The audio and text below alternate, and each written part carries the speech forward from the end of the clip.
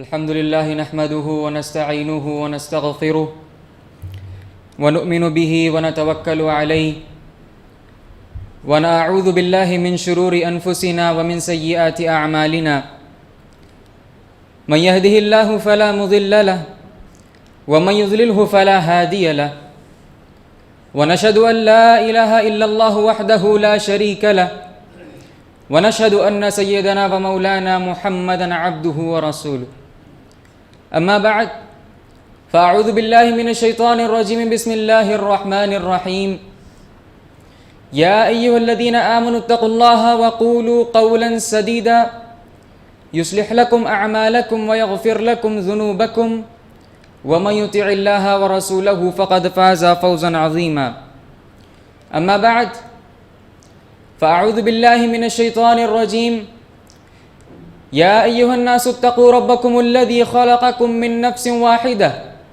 وخلق منها زوجها وبث منهما رجالا كثيرا ونساء واتقوا الله الذي تساءلون به والأرحام إن الله كان عليكم رقيبا وقال تعالى عز وجل يا أيها الذين آمنوا اتقوا الله حق تقاته ولا تموتن إلا وأنتم مسلمون فأعوذ بالله من الشيطان الرجيم بسم الله الرحمن الرحيم يا أيها الذين آمنوا كتب عليكم الصيام كما كتب على الذين من قبلكم لعلكم تتقون. حاضرین جمعہ، سب سے پہلے تمام قسم کی بڑائی، کبریائی، بزرگی و برتری صرف اللہ وحدہ لا شریک کے لیے لائق و زیبا ہے، جس نے ہم اور آپ کو امت محمدیہ میں پیدا کیا۔ اس کے بعد لاکھوں کروڑ درود و سلام و جناب محمد مصطفیٰ صلی اللہ علیہ وسلم کی ذات گرامی پر اور آپ کے اصحاب پر کہ جن کی قربانیوں سے آج ہم تک دین اسلام پہنچا۔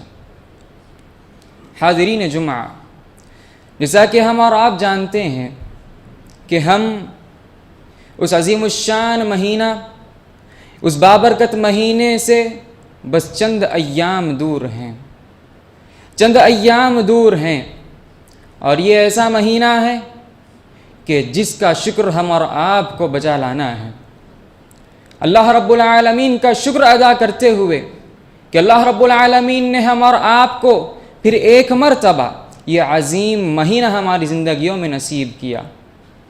یہ اس لیے عظیم ہے کیونکہ اس مہینے میں اللہ رب العالمین جنت کے تمام دروازوں کو کھول دیتے ہیں، جہنم کے تمام دروازے بند کر دیے جاتے ہیں، اور اسی کے ساتھ اللہ رب العالمین سرکش شیاطین کو جکڑ دیتے ہیں تاکہ وہ اپنے بندوں کو اس طرح نہ بھٹکائیں جس طرح وہ دیگر ایام میں، دیگر مہینوں میں بھٹکایا کرتے ہیں۔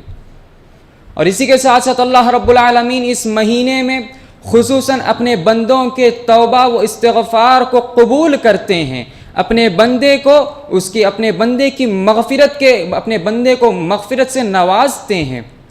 اسی لیے ہم اور آپ کو اس مہینے کی عظیمت کو جانتے ہوئے اس کا شکر بجا لانا ہے۔ یہ مہینہ اس لیے بھی عظیم ہے کہ اس کی عظمت صرف ایک حدیث کافی ہے اس کے لیے۔ حضرت ابو طلحہ رضی اللہ تعالی عنہ روایت کرتے ہیں کہ آپ صلی اللہ علیہ وسلم کے پاس دو آدمی آئے اور دونوں نے ساتھ میں اسلام قبول کیا، دونوں ساتھ میں ایمان لائے۔ اس میں سے ایک آدمی ایسا تھا جو زیادہ عبادت کیا کرتا تھا، اور دوسرا آدمی ایسا تھا جو پہلے کے بنسبت کم عبادت کیا کرتا تھا۔ ابو طلحہ رضی اللہ تعالیٰ عنہ اپنے خواب میں دیکھتے ہیں، طلحہ بن عبید اللہ رضی اللہ تعالیٰ عنہ اپنے خواب میں دیکھتے ہیں کہ وہ جنت کے دروازے پر کھڑے ہوئے ہیں اور ایک فرشتہ جنت سے آتا ہے اور ان دونوں آدمیوں میں سے سب سے پہلے اس آدمی کو لے جاتا ہے جو عبادتوں میں پہلے کے بنسبت کم تھا۔ ہوتا یوں ہے کہ جو آدمی زیادہ عبادت گزار رہتا ہے وہ اللہ کی راہ میں شہید ہو جاتا ہے، اور دوسرا آدمی جو کم عبادت گزار ہے وہ اس کے 1 سال بعد اس کا انتقال ہوتا ہے۔ وہ شہید نہیں ہوتا، ایک عام موت مرتا ہے، لیکن اس کے 1 سال بعد اس کی وفات ہوتی ہے۔ تو طلحہ رضی اللہ تعالیٰ عنہ بیان کرتے ہیں کہ میں نے دیکھا کہ وہ فرشتہ سب سے پہلے اس آدمی کو جنت میں داخل کر رہا ہے جس نے 1 سال بعد جس کی وفات ہوئی، جو پہلے کی بنسبت عبادتوں میں کم عبادت کیا کرتا تھا، اور اس کے بعد اس آدمی کو داخل کیا جو زیادہ عبادت کیا کرتا تھا، اور اسی کے ساتھ ساتھ وہ شہید بھی ہوا تھا اللہ کی راہ میں۔ آپ نیند سے بیدار ہوئے، صحابہ کے درمیان آئے اور حال بیان کیا تو صحابہ بھی پریشان ہو گئے۔ نبی صلی اللہ علیہ وسلم کے پاس گئے تو نبی صلی اللہ علیہ وسلم نے فرمایا کہ ذرا بتلاؤ کہ کیا وہ دوسرا شخص جسے پہلے جنت میں داخل کیا گیا، کیا وہ اس شخص کے مرنے کے 1 سال بعد کیا یہ وفات نہیں پایا؟ کیا وہ 1 سال میں اس نے رمضان کا مہینہ نہیں پایا؟ اور اس نے اس رمضان کے مہینے کو پانے کے بعد اس میں کئی نمازیں ادا کی، کئی عبادتیں ادا کی، اور اس کے بعد اس کا یہ اس لیے بدلہ دیا گیا اس لیے کہ اس نے رمضان کا صحیح فائدہ اٹھایا، رمضان میں اپنی بخشش کروا لی، رمضان میں اللہ رب العالمین کی عبادتیں کثرت سے کیا کرتا تھا، تو اب ان کا حال جنت میں ایسا ہے، جن کے درمیان جنت میں اتنا فاصلہ ہے کہ جتنا فاصلہ زمین اور آسمان کے درمیان ہے۔ اللہ اکبر! صرف ایک رمضان کو پانا یہ جنت کے مرتبہ میں زمین اور آسمان کے درمیان کا مرتبہ ہو جاتا ہے۔ میرے بھائیوں، یہ رمضان کا مہینہ ہم اور آپ کے لیے بڑا ہی بابرکت مہینہ ہے، اور وہ شخص جو اس مہینے کو پانے کے باوجود اپنی مغفرت نہ کرواتا ہے، جو اس مہینے کو پانے کے باوجود اپنی بخشش نہیں کرواتا ہے، اللہ کے نبی صلی اللہ علیہ وسلم نے، جبرائیل علیہ السلام نے اس بندے پر لعنت کہی ہے۔ آپ صلی اللہ علیہ وسلم پر ممبر پر چڑھ رہے تھے، جبرائیل علیہ السلام نے کہا کہ ایسے شخص پر لعنت ہو جو رمضان کا مہینہ پائے اور اس میں اپنی مغفرت نہ کروا لے، اور نبی صلی اللہ علیہ وسلم نے اس پر آمین بھی کہا۔ محترم حاضرین، وہ بندہ جو رمضان میں اسی طرح ہوتا ہے جس طرح وہ رمضان کے غیر رمضان میں رہتا تھا، وہ بندہ بڑا ہی بد نصیب ہے کہ اس کے اعمال اسی طرح ہوتے ہیں وہ رمضان میں بھی جس طرح وہ رمضان کے علاوہ دیگر مہینوں میں رہتا تھا، اس کی عبادتیں اسی طرح کوتاہ ہوتی ہیں جس طرح وہ رمضان کے علاوہ دیگر مہینوں میں کوتاہ رہتا تھا، وہ اللہ رب العالمین کا اسی طرح نافرمان رہتا ہے رمضان میں بھی جس طرح وہ رمضان کے علاوہ دیگر مہینوں میں بھی اللہ رب العالمین کی نافرمانی کرتا تھا۔ یہ بڑا ہی بد نصیب شخص ہے، اور ایسے شخص کے تعلق سے نبی صلی اللہ علیہ وسلم نے فرمایا، من حرم خیرہا فقد حرم کلہ، جس سے رمضان کی رحمتوں کو نہ پایا، اس سے محروم ہو گیا، وہ تمام چیزوں سے محروم ہو گیا۔ اللہ اکبر! تو میرے بھائیوں، یہ مہینہ اس لیے بھی عظیم ہے، اور اس مہینے کی برکتوں کو، اس مہینے کی سعادتوں کو پانے کے لیے ہم اور آپ کو اس کے پیچھے کن کن چیزوں کو انجام دینا ہے، کیا کیا تیاریاں کرنی ہیں، ان تمام کا ہم آج اس جمعہ اس خطبے میں گفتگو کریں گے۔ سب سے پہلی بات کہ رمضان کو پانے کی دعا کرنا، جیسا کہ سلف صالحین سے ہمیں ملتا ہے کہ سلف صالحین رمضان سے 6 مہینہ قبل رمضان کو پانے کی دعا کرتے اور کہتے کہ اے اللہ ہمیں رمضان کا مہینہ نصیب فرما، اور جب رمضان گزر جاتا تو آپ رمضان میں کی گئی ہوئی عبادتوں کی قبولیت کی دعاؤں میں مشغول ہو جاتے۔ یہ ہمارے اسلاف کا حال تھا۔ تو ہمیں بھی چاہیے کہ ہم رمضان کو پانے کی، رمضان کو حاصل کرنے کی پہلے سے ہی دعائیں کریں کہ اے اللہ ہمیں بھی رمضان کا یہ بابرکت مہینہ نصیب فرما۔ اور دوسری بات یہ ہے کہ رمضان کو پہنچنے کی خوشی ہونی چاہیے۔ رمضان، اللہ رب العالمین آپ کی زندگی میں اس بابرکت مہینے کو پھر سے اس موقع کو آپ کو دیا ہے، تو آپ کو اس مہینے میں پہنچنے کی خوشی ہونی چاہیے، اور یہ خوشی اسی شخص کو ہو سکتی ہے جس کا ایمان جتنا اعلیٰ درجے کا ہوگا، جتنا زیادہ جس بندے کے اندر ایمان ہوگا وہی وہ بندہ اس خوشی کو اتنا محسوس کر سکے گا۔ اور تیسری بات یہ ہے کہ رمضان سے قبل ہی قرآن کی تلاوت شروع کرنا چاہیے۔ رمضان یہ قرآن کا مہینہ ہے، یہ قرآن کے نازل ہونے کا مہینہ ہے۔ اللہ رب العالمین نے تمام آسمانی کتابوں میں سب سے افضل کتاب قرآن مجید کو، سب سے افضل کتاب قرآن مجید کو سب سے تمام مہینوں میں سب سے افضل مہینے ماہ رمضان میں، تمام راتوں میں سب سے افضل رات لیلۃ القدر میں لوح محفوظ سے آسمان دنیا پر ایک ساتھ نازل کیا اور بیت العزہ میں اسے جمع دیا۔ تو یہ مہینہ قرآن کے نازل ہونے کا مہینہ ہے، اور اس مہینے میں کثرت سے ہم قرآن پڑھتے رہیں، اور اس کے لیے ہمیں چاہیے کہ ہم رمضان سے پہلے ہی، رمضان سے قبل ہی قرآن مجید کی تلاوت کو شروع کر دیں، تاکہ رمضان میں جب ہم تلاوت کریں تو ہمیں بوجھ محسوس نہ ہو۔ میرے بھائیوں، یاد رکھیے کہ ہمیں آج ہماری نیکیوں کو کرنا بوجھ محسوس ہوتا ہے اور گناہوں کو کرنا بہت ہی آسان ہو گیا ہے۔ یہ اس لیے کیونکہ یہ شیطان کی طرف سے ہوتا ہے۔ نیکیاں بوجھ بنتی ہیں، یاد رکھیے نیکیوں پر صبر کرنا ضروری ہے، نیکیوں پر صبر کرنا ضروری ہے۔ اللہ رب العالمین کو خوش کرنے کے لیے نیکیوں پر صبر کرنا، اور اسی کے ساتھ ساتھ برائیوں سے بچتے رہنا، یہی یہ ماہ رمضان ہمیں سکھاتا ہے۔ یہ ماہ رمضان یہ تربیت کا مہینہ ہے، اپنے نفس کی تربیت کرنے کا مہینہ ہے، اپنے نفس کی تربیت کرنے کا مہینہ ہے، اپنے آپ کا، اپنے نفس پر کنٹرول کرنا، اسے خواہشات سے، لغویات سے اور اپنے تمام تر کھانے پینے کی جتنے بھی امور ہیں، ان تمام چیزوں سے کنٹرول کرنا اپنے نفس کو، یہی یہ ماہ رمضان کا پیغام ہے۔ تو اسی لیے ہمیں چاہیے کہ ہم ماہ رمضان سے پہلے سے ہی ہم قرآن مجید کی تلاوت کثرت سے کرتے رہیں۔ اور چوتھی بات یہ ہے کہ عبادتوں میں ایک دوسرے سے سبقت لے جانا، عبادتوں میں ایک دوسرے سے سبقت لے جانا۔ اللہ رب العالمین قرآن مجید میں مومنین کی صفات بیان کرتے ہوئے فرماتا ہے وَفِي ذَلِكَ فَلْيَتَنَافَسِ الْمُتَنَافِسُونَ، کہ وہ ایک دوسرے سے عبادت میں سبقت لے جاتے ہیں۔ اور صحابہ کا بھی یہی حال ہوا کرتا تھا کہ جب رمضان آتا تو وہ آپس میں ایک دوسرے سے سبقت لے جانے کے کوشاں ہوتے کہ ہم ایک دوسرے کو دیکھتے ہیں کہ کہیں میرا بھائی میری سے زیادہ عبادتیں کرتا ہے تو میں بھی یہ چاہوں گا کہ میں اس سے زیادہ عبادتیں کروں اور اپنے رب کو اس سے زیادہ راضی کروں۔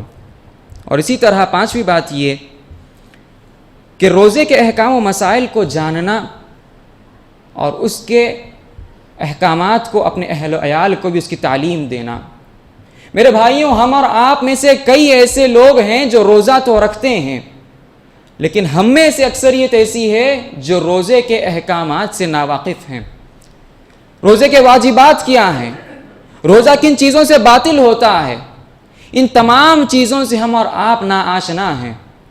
ضروری ہے کہ ہم روزہ رکھ رہے ہیں تو روزے کے تمام احکامات کی تعلیم ہمیں حاصل ہو، ہم کسی عالم سے حاصل کریں یا خود کسی کتاب سے حاصل کریں، لیکن روزے کے تمام احکامات کی تعلیم حاصل کرنا ضروری ہے۔ اور اسی کے ساتھ ساتھ اپنے اہل و عیال کو بھی اس کی ترغیب دلانا، اس کی تعلیم دینا، اور اگر اپنی اولاد ہے یا بال بچے ہیں تو ان بچوں کو بھی اگر وہ طاقت رکھتے ہیں تو انہیں ابھی سے روزہ رکھنے کی تاکید کرنا اور روزہ رکھوانا۔ تو میرے بھائیوں، چھٹی بات یہ ہے کہ جب آپ رمضان میں اس بات کا خیال رکھیں کہ جب افطار کرتے ہیں تو اپنے افطار کرنے کے ساتھ ساتھ کسی اپنے بھائی کو بھی ساتھ میں رکھ لیں۔ اپنے افطاری میں اپنے کسی بھائی کو، اپنے کسی دوست کو، اپنے کسی پڑوسی یا رشتہ دار کو ساتھ میں رکھ لیں۔ کیوں؟ کیونکہ نبی صلی اللہ علیہ وسلم نے فرمایا من فطر صائما کان له مثل اجره ولم ينقص منه شيئا۔ جو آدمی کسی کو افطار کراتا ہے، کسی روزے دار کو افطار کراتا ہے، تو اس کو اتنا ہی اجر ہے جتنا وہ روزے دار کو روزے کا اجر مل رہا ہے، اور اس کے اس اجر میں سے ذرا بھی اجر اس کا کم نہیں کیا جائے گا۔ تو لہٰذا سے بات معلوم ہوتی ہے کہ آپ جب روزہ کھول رہے ہیں، افطار کر رہے ہیں، تو اگر آپ اپنے ساتھ کسی ایک بھائی کو بھی روزہ کھلواتے ہیں ساتھ میں، آپ رہتے 30 روزے ہیں لیکن آپ کو ثواب 60 روزوں کا ملے گا انشاءاللہ۔ اور اسی طرح ساتویں بات جو ہمارا آپ کو معلوم رکھنی ہے وہ یہ کہ رمضان کا مہینہ یہ کاروبار کا مہینہ نہیں ہے میرے بھائی۔ اکثر لوگ ہم میں سے اکثر مسلمان ایسے ہیں جو دیگر مہینوں میں اتنی محنت نہیں کرتے جتنا رمضان میں کرتے ہیں۔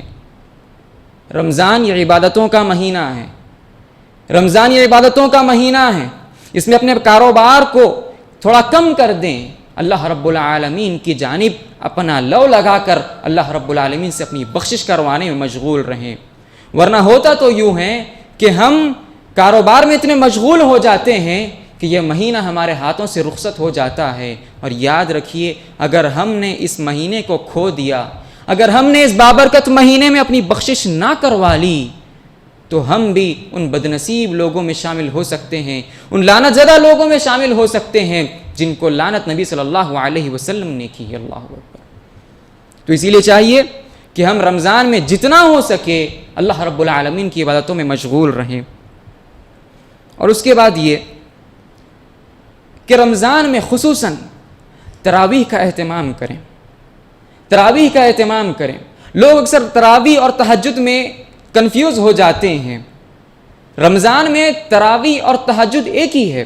اگر کوئی بندہ اکیلا نماز پڑھتا ہے تو وہ تہجد ہے، اور اگر باجماعت امام کے پیچھے نماز پڑھتا ہے تو وہ تراویح ہے۔ اور یاد رکھیے تراویح پڑھنا زیادہ افضل ہے، جیسا کہ نبی صلی اللہ علیہ وسلم نے فرمایا من قام مع الامام حتى ينصرف كتب له قیام اللیلہ، جو بندہ امام کے پیچھے نماز تراویح ادا کرتا ہے یہاں تک کہ امام سلام پھیر دے تو اسے پوری رات قیام اللیل کرنے کا اجر ملتا ہے۔ اللہ اکبر۔ تو اس لیے ضروری ہے کہ ہم قیام اللیل امام کے پیچھے کریں، تراویح کا خصوصاً اہتمام کریں۔ اور تراویح میں جب کھڑے ہوتے ہیں تو اپنے نفس پہ گراں گزرتا ہے کھڑا ہونا۔ یاد رکھیے یہی اس مہینے کی تربیت ہے، اپنے نفس کو کنٹرول کرنا، اس بات پر کھڑے ہونے کے لیے اپنے آپ کو اس بات پر آمادہ کرنا۔ آپ جتنی دیر اللہ رب العالمین کی عبادت میں ہیں، فرشتے آپ کے اوپر اپنی رحمتوں کا نزول برسا رہے ہیں۔ اسی بات کو بھی ماہ رمضان کے لیے خاص طور پر اپنے ذہن میں رکھیے۔ اور اسی کے ساتھ ساتھ اس مہینے میں دعا کا خصوصاً اہتمام کرنا ضروری ہے۔ یہ دعا کرنے کا مہینہ ہے۔ نبی صلی اللہ علیہ وسلم نے فرمایا کہ رمضان، مفسرین کہتے ہیں کہ جب اللہ رب العالمین نے قرآن مجید میں روزے کی آیتوں کو نازل کیا تو روزے کی آیتوں کے بعد فوراً اللہ رب العالمین نے یہ آیت نازل کی وَإِذَا سَأَلَكَ عِبَادِي عَنِّي فَإِنِّي قَرِيبٌ أُجِيبُ دَعْوَةَ الدَّاعِ إِذَا دَعَانِ۔ اللہ رب العالمین فرما رہا ہے کہ جب میرا بندہ سوال کرتا ہے تو میں اس کے سوال کا جواب دیتا ہوں، جب وہ مجھے پکارتا ہے تو میں اس کی پکار کو سنتا ہوں۔ مفسرین نقطہ نکالتے ہیں کہ اللہ رب العالمین نے رمضان کی آیتوں کے بعد اس دعا کی آیت کو کیوں یہاں پر فٹ کیا، تو پتہ یہ چلا کہ رمضان میں خصوصاً اللہ رب العالمین سے دعا کرنا یہ ضروری ہے، یہ ضروری ہے اپنی بخشش کروانا، اور اسی طرح توبہ کرتے رہنا۔ اللہ رب العالمین نے فرمایا توبوا یا ایھا الذین آمنوا توبوا الی اللہ توبۃ نصوحا، اور یاد رکھیے اللہ رب العالمین سے سچی توبہ کرنا، اللہ رب العالمین سے سچی توبہ کرنا۔ اور تین ایسے چیز ہیں، تین ایسے امور ہیں کہ اگر آپ ان تین چیزوں کو نہیں اپنائیں گے آپ کی توبہ قبول نہیں ہوگی۔ سب سے پہلی شرط یہ کہ ان یقلع عن الذنب، کہ آپ گناہ کو، جس گناہ کی توبہ کر رہے ہیں آپ اس گناہ کو چھوڑ دیں، اس گناہ کو چھوڑ دیں، ترک کر دیں۔ ان یقلع عن الذنب یہ بہت ضروری ہے، پہلی شرط۔ تین شروط میں سب سے پہلی شرط یہ کہ آپ گناہ کو چھوڑ دیں۔ دوسری شرط یہ کہ آپ اپنے گناہ پر آپ جو ہے آپ کو اس کا افسوس ہو، اپنے گناہ پر آپ کو افسوس ہو۔ اور تیسرا یہ کہ آپ اس گناہ کی طرف پھر کبھی نہ لوٹ کر جائیں۔ ان تین شرطوں کے ساتھ ہی آپ کی توبہ قبول ہوگی۔ اور یاد رکھیے رمضان المبارک میں توبہ و استغفار، اللہ رب العالمین توبہ کے دروازوں کو کھولے رکھتے ہیں۔ آپ اپنے توبہ و استغفار سے اپنی زندگی کی اگر بخشش کروا لیں گے اللہ رب العالمین ہو سکتا ہے آپ کے پچھلے گناہوں کو معاف کر سکتا ہے۔ اسی طرح میرے بھائیوں ایک بات یہ کہ رمضان المبارک میں یہ ایسی عبادت ہے کہ جس میں ریاکاری نہیں ہوتی. یہ روزہ جو ہے یہ ایک ایسی عبادت ہے جس میں ریاکاری نہیں ہے. دیگر تمام عبادت میں اگر آپ غور کریں تو اس میں ریاکاری کہیں نہ کہیں پائی جاتی ہے، لیکن یہ تنہا ایک ایسی عبادت ہے جس میں کہیں ریاکاری نہیں پائی جاتی. آپ روزہ رکھتے ہیں، آپ نے کچھ کھایا یا کچھ پیا، یہ آپ کے اور اللہ کے علاوہ کسی کو نہیں معلوم ہوتا، تو اس میں ریاکاری کا کہیں شبہ نہیں ہوتا. اور ابو ہریرہ رضی اللہ تعالیٰ عنہ بیان فرماتے ہیں کہ اللہ رب العالمین فرماتا ہے کہ بنو آدم کی نیکیوں کو بڑھا دیا جاتا ہے، دگنا کر دیا جاتا ہے، یہاں تک کہ وہ 70 گنا زیادہ بڑھ جاتے ہیں. اور خصوصاً اللہ رب العالمین فرماتا ہے کہ میں اپنے بندے کو جب وہ روزہ رکھتا ہے تو اس کی نیکی میں اپنی طرف سے دوں گا. کیوں؟ کیونکہ بندہ میرے لیے روزہ رکھتا ہے، بندہ صرف میرے لیے روزہ رکھتا ہے، ریاکاری سے دور ہوتا ہے، تو اس کا اجر میں اپنے طرف سے اپنے بندے کو دوں گا. اور اسی طرح یاد رکھیں کہ توبہ و استغفار کی فضیلت میں یہ حدیث بھی یاد رکھیں کہ عمرو بن یسار رضی اللہ تعالیٰ عنہ بیان فرماتے ہیں کہ نبی صلی اللہ علیہ وسلم دن میں 100 سے زیادہ مرتبہ توبہ و استغفار کیا کرتے تھے. ذرا غور کریے کہ وہ دل جس کے اگلے پچھلے تمام گناہ معاف کر دیے گئے، اگر اس کا یہ حال ہے کہ وہ دن میں 100 سے زیادہ مرتبہ توبہ و استغفار کر رہا ہے، تو ہم اور آپ کہاں ہیں؟ ہم اور آپ کو کتنے زیادہ مرتبہ توبہ و استغفار کرنے کی ضرورت ہے. اسی لیے ضروری ہے کہ ہم اس مہینے میں زیادہ سے زیادہ توبہ و استغفار کرتے رہیں. اور اسی طرح اس نیکیوں کو کرتے رہیں جو اللہ رب العالمین، ایسی نیکیاں کریں جو اللہ رب العالمین کو اور آپ کو معلوم ہو. ایسی نیکیوں کو انجام دیں، ایسے صدقہ و خیرات کریں یا ایسے خیر کے کام کریں جو صرف آپ کے اور اللہ کے علم میں ہو. ہم اپنی زندگی میں یا خصوصاً اس ماہ رمضان میں اس بات کا خاص طور پر اہتمام کریں کہ ہم کچھ ایسی نیکی کر کے جائیں کہ جس کا علم مجھے اور اللہ کے درمیان ہی ہو، اور اس کے بارے میں لوگوں کو آپ کے مرنے کے بعد معلوم ہو. تو یہ رمضان میں کرنا یہ بہت ہی زیادہ اجر و ثواب کا حامل ہوتا ہے. اور اسی کے ساتھ ساتھ ماہ رمضان میں عمرہ کرنا، اگر آپ کی استطاعت ہے تو عمرہ کرنا. یاد رکھیے ماہ رمضان میں عمرہ کرنے کا اجر و ثواب ایک حج کے برابر ہے، ایک حج کرنے کے برابر عمرہ کرنے کا اجر و ثواب ہے. اسی لیے اگر استطاعت ہے تو ضروری ہے کہ آپ عمرہ کریں ماہ رمضان میں خصوصی طور پر. اور اسی کے ساتھ ساتھ یہ مہینہ سخاوت کا مہینہ ہے، سخاوت کا مہینہ ہے. آپ جتنا ہو سکے صدقہ و خیرات کرتے جائیں. نبی صلی اللہ علیہ وسلم کے بارے میں آتا ہے کہ آپ ماہ رمضان میں تیز ہوا کی مانند صدقہ و خیرات کیا کرتے تھے. اور اسی طرح اپنے دل سے کینہ و کپٹ کو دور کر دیں. اپنے دل سے کینہ و کپٹ، اپنے بھائی کے لیے بغض و عداوت جو آپ اپنے دل میں لیے بیٹھے ہیں اس کو اپنے دل سے نکال دیں. اس مہینے کے پانے سے پہلے ہی اپنے دل کو پاک و صاف کر لیں. عبادتوں کے لیے اپنے دل کو خاص کر لیں، اللہ کی محبت کے لیے اپنے دل کو خاص کر لیں، اللہ کے خوف کے لیے اپنے دل کو خاص کر لیں. اور اس میں دوسرے لوگوں کے لیے جو کینہ کپٹ ہے، جو بغض و عداوت ہے، اس کو اپنے دل سے نکال لیں، اپنے دل کو صاف کر لیں. یہاں اگر ایسا نہ ہو کہ خدا نہ خواستہ اللہ رب العالمین اپنے بھائی سے بغض رکھنے کی بدولت، اپنے بھائی سے بغض رکھنے کے بنا پر آپ کے اعمال کو کہیں اللہ رب العالمین ترک نہ کر دے. اسی طرح ان باتوں کا خیال رکھتے ہوئے جیسا کہ نبی صلی اللہ علیہ وسلم نے بھی فرمایا کہ بندے کو چاہیے کہ بندہ اپنے دل سے کینہ و کپٹ کو دور رکھے. اور ایک مرتبہ آپ صلی اللہ علیہ وسلم صحابہ کی مجلس میں بیٹھے ہوئے تھے.